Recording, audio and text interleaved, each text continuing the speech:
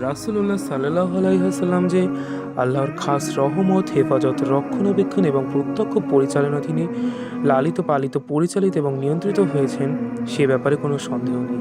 অতএব যখনই পার্থিব কোনো লাভের দিকে প্রবৃত্তি আকৃষ্ট বা আকর্ষিত হয়েছে, অথবা অপছন্দনীয় কিংবা অনুসরণীয় রীতিনীতি অনুসরণের প্রতি আখলাক আকৃষ্ট হয়েছে, তখন আল্লাহ তাআলার প্রত্যক্ষ নিয়ন্ত্রণ সেখানে প্রতিবন্ধক হয়ে দাঁড়িয়েছে।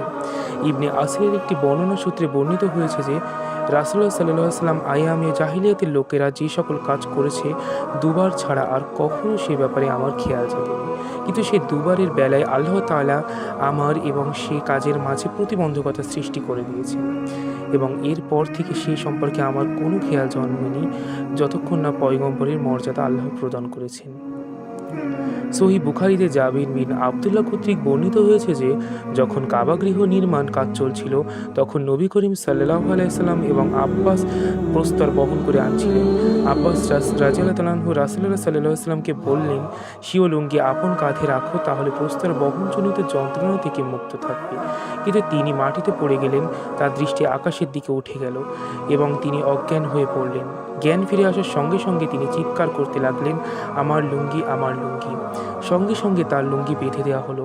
অন্য বর্ণনা সূত্রে জানা যায় যে এরপর থেকে তার লজ্জাস্থান কখনোই দেখা যায়নি।